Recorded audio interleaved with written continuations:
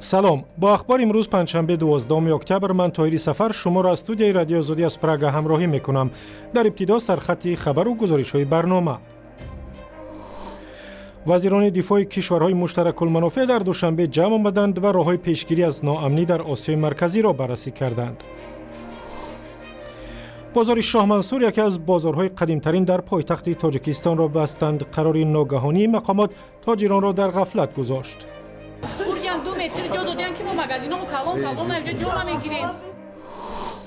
برای یک مکانی به دست آوردن میلیون ها دلار، برای دیگران زندگی در دوزخ. تأثیر چاهای نفتکشی و زندگی در یک روستای آذربایجان. تفصیل خبرها. در یک نشست در دوشنبه مقامات تاجیکستان و نمایندگان اتحادیه اروپا مراعات حقوق انسان و احترام به حقوق مذهبی در کشور را بررسی کردند. در مکالمه دو طرف آزادی بیان، حقوق زن و کودک، محو شکنجه و آزادی اعتقاد و همکاری‌های تاجیکستان با سازمان‌های بین‌المللی بررسی شده است.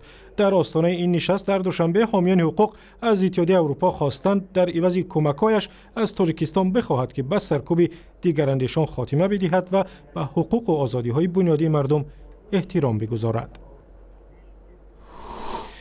افزای ناآرام در افغانستان همسایه و مبارزه با گروه‌های افراطی از موضوعهای اصلی گفتگوی وزیران کشورهای مشترک المنافع در شهر دوشنبه بود. در نشست وزیران دفاع که با حضور وزیران و نمایندگان 8 کشور صورت گرفت، همکاری‌ها برای مقابله با خطرات مشترک بررسی شده است. میرزا نبی خالقزاد برای پیگیری این موضوع به محل برگزاری نشست رفت.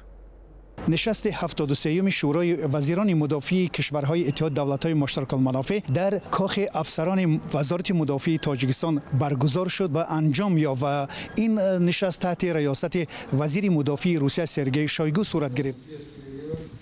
در این نشست در ملاقات‌های دو جانبه و چند جانبه اصلا مسئله کلیدی این بررسی وضع سیاسی و حربی کشورهای عضو اتحادیه مشترک المنافع بود که در مرز با افغانستان قرار دارند. قبل از آغاز این جلسه واخوری دو جانبه وزیران مدافع تاجیکستان و جمهوری ازبکستان برگزار گردیدند.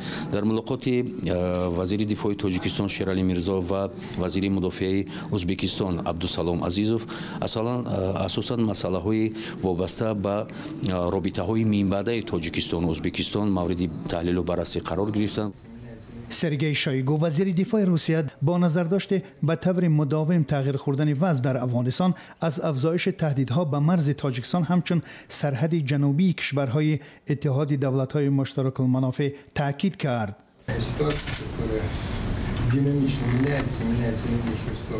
وضعیت در مرز با افغانستان که هر لحظه در حالت تغییریابی است و این بی‌ثباتی خطر جدی برای کشورهای اتحاد دولت‌های مستقل میباشد. من پیش از همه افغانستان و بعد تهدیدهایی را که از آن سوی آمو می‌وزد در نظر دارم.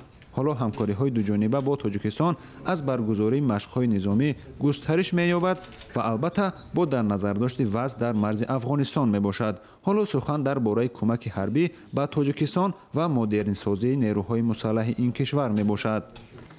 در دایره نشست وزیران دفاع اتحاد دولت‌های مشترک المنافع یک نقشه همکاری میان وزارت‌های دفاع کشورهای این سازمان برای سال 2016 به امضا رسید.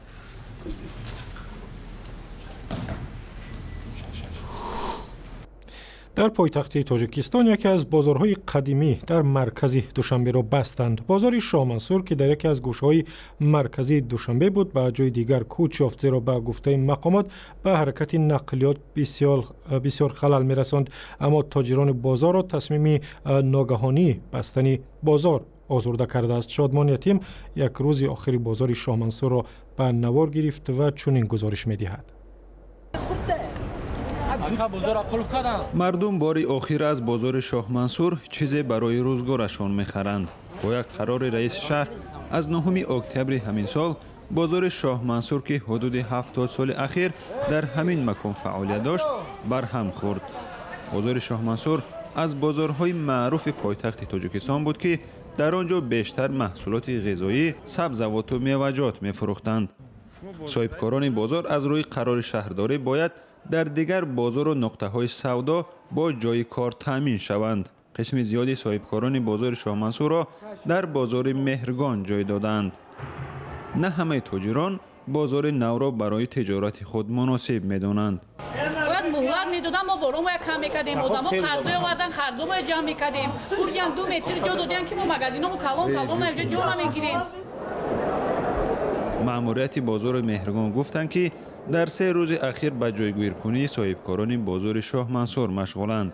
در گذشته چند مرتبه به طور اختیاری صاحبکاران بازار شاه منصور را توصیه داده بودند که در بازار نو فعالیت خود را ادامه دهند، ولی با سبب کم بودن مشتری تاجران به اینجا نمی آمدند.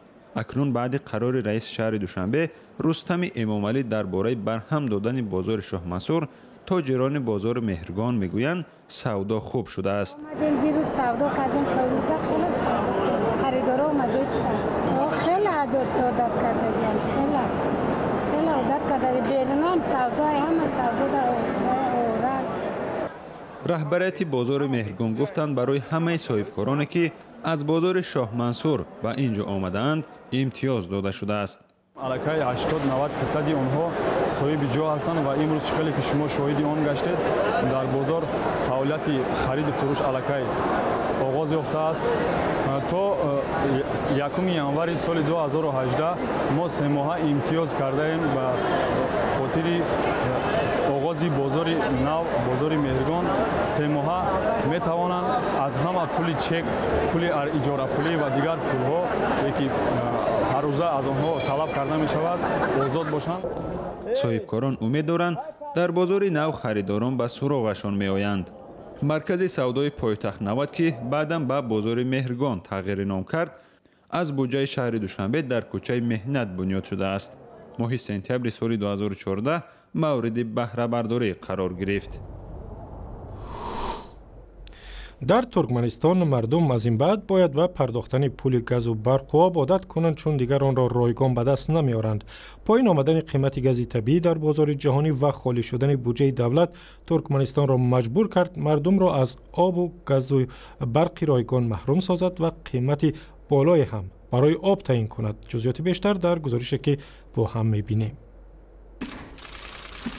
روز پنجشنبه خبرگزاری‌ها با ملاقات پرزیدنت ترکمنستان قربانگولی بردیمحمدوف در شهر سوچی به ویژه تحفه به پرزیدنت روسیه ولادیمیر پوتین توجه کردند. بردیمحمدوف به مناسبت 65مین زادروز رهبر روسیه به او سگ ذات علوی تقدیم کرد.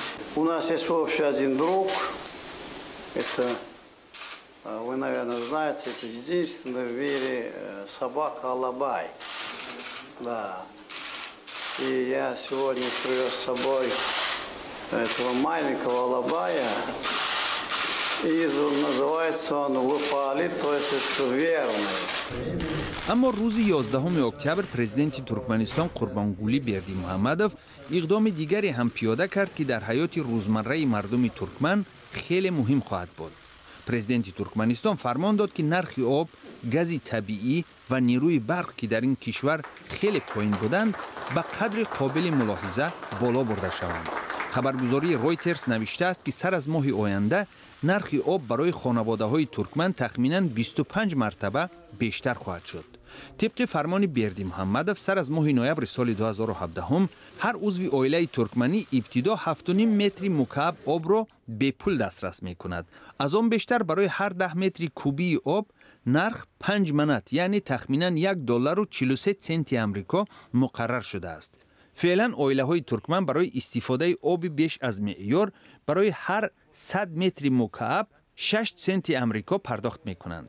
هفته روان پرزیدنت ترکمنستان گفته بود که حکومت این کشور به تدریج سوبسیدیا یا خود یارانه را از بین خواهد برد. حالا هم ساکنان این جمهوری سرشار از مواد سوخت معیار معینی گاز و نیروی برق را به پول دسترس خواهند کرد که احتمال با مرور زمان خاتمه یابد. ترکمنستان هممرز با افغانستان 5.5 میلیون اهالی داشته صاحب 4مین ذخیره بزرگترین گاز طبیعی در روی عالم است.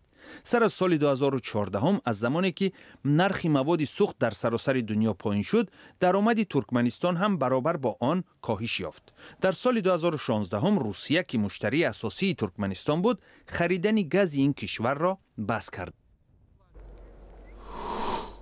در آسیای مرکزی میمانیم. با برخاستن ماجرای دیپلماتی بین قرقیزستان و قزاقستان در مرز دو کشور نوبت‌های دراز تشکیل شدند. روز پیش قرقیزستان دولت قزاقستان را به حمایت از نامزد انتخابات پرزیدنتی روز 15 اکتبر متهم کرد. مقامات قزاقستان سبب‌های تأخیر در عبور و مرور و سختگیری در پاسگاه‌های مرزی را شرح ندادند. نیروهای مرزبانی قرقیزستان گفتند امنیت در آستانه انتخابات را تقویت بخشیدند. هر روز از این پاسگاه 25,000 نفر و 2,000 ماشین می‌گذرد. پاسگاه به راه میبرد که شهر بیشکک پایتخت قرقیزستان را با شهر الماتوی قزاقستان میپیوندد. در آذربایجان در کنار شهر باکو پایتخت کشور صدها خانواده را می‌یابید که در نزدیکی چاه‌های نفتکشی زندگی می‌کنند. در حولیشان درخت نمی‌سبزد چون خاک آبش آلوده به نفت است. به گفته ساکنان هوای آلوده محل هم زندگی آنها را سخت و خودشان را بیمار کرده است، ولی برنامه کوچانیدن آنها از اینجا هیچ نیست که عملی شود. در حولی ساکنان یکی از کناره‌های پایتخت آذربایجان چاه‌های نفت شب و روز فعال بوده و محیط زیست و سلامتی مردم محله تأثیر گذاشته است. ببینید، نفت در روبروی خانه‌هایمان است. بویش به ویژه صبح دهشت‌آور است. فکر می‌کنید که در زیر آب زندگی می‌کنید.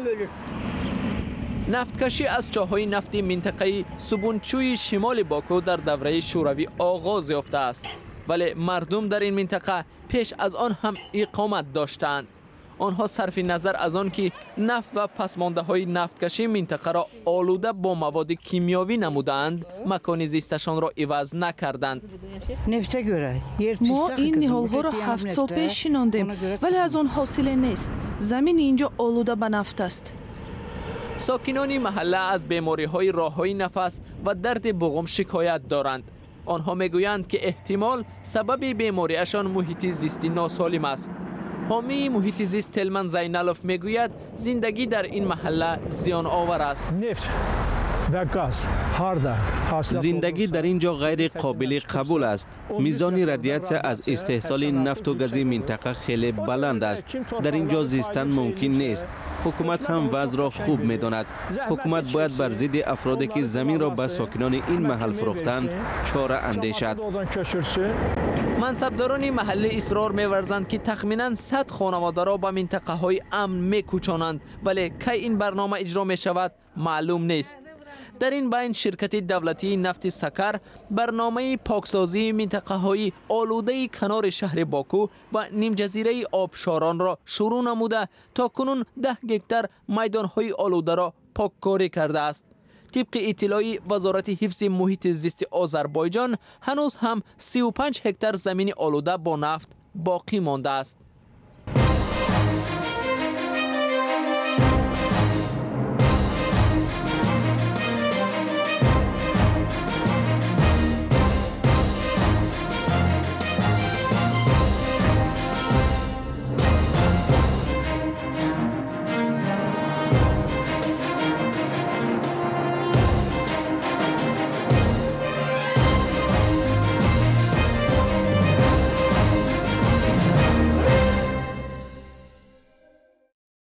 امروز در شهر دوشنبه خاطره اسکندر خطلانی یکی از ادیبان جوانمرگ تاجیک را گرامی داشتند که اگر کشته نمیشد امروز به سن 63 سالگی میرسید. اسکندر خطلانی را ماه سپتامبر سال 2000 در مسکو کشتند. سیاف میزراب خبرنگار تاجیک که خاطره ها با اسکندر دارد در صحبت با رادیو آزادی از او چنین یاد کرد. اسکندر خطلانی یگانه نفری هست که نمونه شعرش در کتاب تحصیل صنف 4 ایران اسلامی همچون نمونه بهترین شعر معاصر فارسی شامل گردیده است. گزارش کامل در این باره در وبسایت رادیو آزادی نشر می شود و هم در برنامه خبری ما که فردا تقدیم شما می کنیم. و اخبار از این هم بیشتر در وبسایت آزادی، در صفحه رادیو آزادی، در فیسبوک و هم زمینه مخصوص ما برای تلفن های همراه. سپاس که با ما بودید.